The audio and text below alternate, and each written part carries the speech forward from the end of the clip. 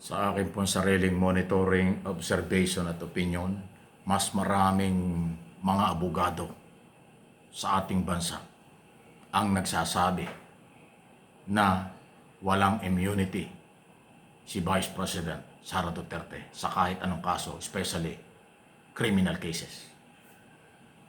Malayo ito dun sa paniniwala ng Attorney Lim na kanyang abogado dyan po sa crime threat case nandyan sa Quezon City Regional Trial Court na nag-file ng motion to quash dahil ang kanyang paniniwala ang impeachable official ay hindi daw dapat kinakasuhan ng kriminal. Ayan ang issue. Pero ang mga eksperto na mga abogado, mga constitutionalist na mga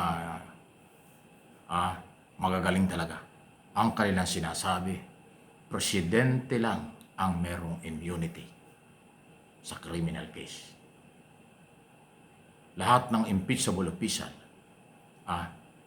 ay merong pananagutan sa korte maliban sa Pangulo. Alam niyo bakit?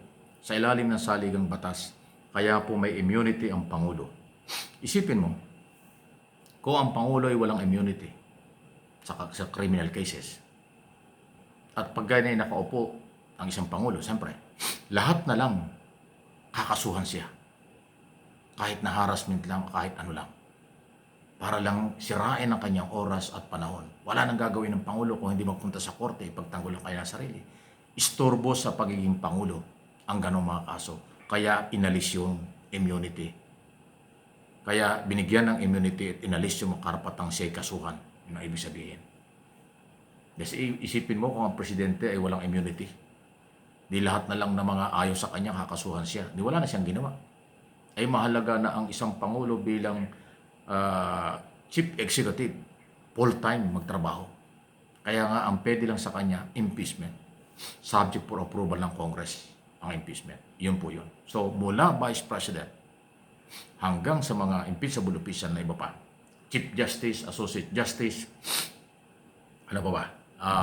Mga constitutional office, chairman at commissioner, yan po ay mga impeachable official. Hindi po yan ligtas sa mga criminal cases. Wala rin silang immunity. Kaya yung nagsasabi, maaaring argumento lang nila yun, karapatan nila yun. Pero tulad na sinabi ko, majority ng mga abogadong narinig ko sa iba't ibang mga interview sa media at social media, hindi sang-ayon dyan. Naniniwala sila. May karapatan ng Department of Justice at NBI na nag-file ng kaso laban sa pangalawang Pangulo sa Quezon City Regional Trial Court sa kasong grave threat. Criminal case po yan. Na ngayon ay nakabinbin dyan at yan ang inaabangan. I-dismiss ba? Ibabasura ba ng Quezon City Regional Trial Court ang motion to quash ng kampo ni Sara Duterte? Mag-i-issue ba siya ng warrant of arrest laban sa Vice President kapag may probable cause?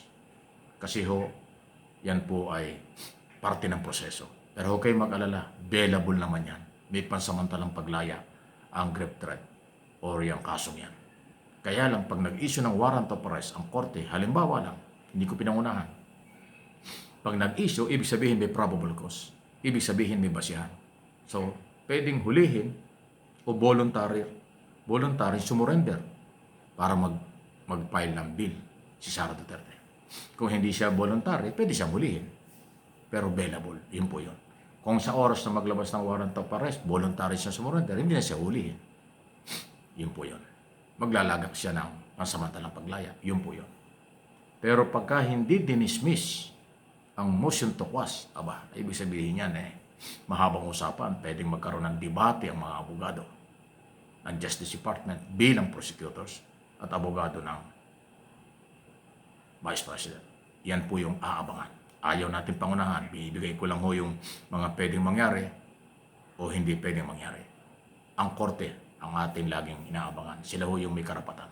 Criminal case, nasa korte yan. Hindi natin pwedeng pangunahan. 10 lang yung ating sinasabi. Impeachment, nasa impeachment court yan. Ang kapangyarihan. So yun po yun First time mangyari ito sa Vice President o incumbent Vice President on trial sa impeachment. Tapos magkakaroon din ng trial at may kaso rin sa korte at criminal case pa. Matindi. Pero nakapagtataka, abogado yan. Abogado si Sara Duterte. Alam niya ang batas. Alam niya ang labag sa batas. Ang kanyang mga ginawa. Pero bakit niya ginawa? Kaya dapat panagutin. Hindi natin pwede sabihin ignorance of the law. Abay, abogado yan eh. Alam niyang bawal ang pagbabanta. Alam niyang bawal ang korupsyon. Yan ho yung nasa batas. Dapat alam niya yan. Pero ginawa niya. Kaya siya dapat managot. At may pananagutan po yung ganon. Ayan. Hindi po yan harassment. Hindi yan panggigipit. Yan ay pagkatwiran na dapat ipaglaban ng Estado. Yan ay katwiran at ebidensyang dapat ilaban ng gobyerno sa Pangalawang Pangulo. May karapatan naman ang Pangalawang Pangulo, katulad sa impeachment trial, 12 yung kanyang abogado nagtatanggol. Sa kasong kriminal, dyan sa Quezon City Regional Trial Court, meron ding abogado nagtatanggol sa kanya. Yan na yung proseso. Kaya nga lang, nababanggit natin, tayo isa rin sa nagtataka dahil abogado, sabi ng mga abogado niya, 80% ang grades sa bar exam ni Sara Duterte, sumataas yun. Alam niya yung batas. Bakit niya nagawa yan? Bakit niya ginawa? Ayan po yung $1 million question. At ang pagkakamali, may kaakibat na pananagutan. At pag napatunayan, may kaparusahan. Ganun po yun. Hindi pwedeng ibaliwala at hindi kasuhan ng DOJ at ng gobyerno ang Pangalawang Pangulo dahil masamang president ang pagmura tapos hindi mo kakasuhan. Masama rin president na ang korupsyon o pagnanakaw at pagmumura, pagbabanta sa buhay ng Pangulo o kahit kanino, ibabaliwala. Yan po yun. Hindi pwede yun. Kailangan managot para maging halimbawa. No one is above the law. Ignorance of the law excuses no one. Pero naniniwala ako, hindi ignorance of the law yan. Dahil nga, abogado. Ayun, di ba? Yun eh. So, paki-like, share, subscribe, and follow sa ating pong mga topic. Ito naman ay walang personalan, issue lang. Okay? Pagbibigay lang ng ating sariling analysis, observation at opinion. Dahil parte ng demokrasya at obligasyon ng mamamahayag, talakayin ang mga national issue. Mga isyong may kabuluhan. Mga isyong dapat ay pakinabangan ng mamamayang Pilipino, Luzon, Visayas, Mindanao, at sa buong mundo. Yun naman po yun eh. Hindi kasi pwedeng mababaliwala ang pananagutan. Hindi rin pwedeng mabaliwala ang kapangyarihan ng batas. Mayroong proseso, may due process, at yan po ang umiiral ngayon. Yung kinakaharap niyang kaso sa impeachment trial, parte ng due process. Yung kinakaharap niyang problema sa Quezon City Regional Trial Court sa korte, parte ng due process yan. Huwag kayong maniwala doon sa kanyang mga kaalyado na puro ang dahilan at sinasabi ay panggigipit. O sinasabi nila takot daw kay Sara. Bakit naman matatakot kay Sara? Sino ba siya? Sino ba yung mga Duterte? Bakit naman kailangan katakutan? Ang batas ang katakutan, hindi tao.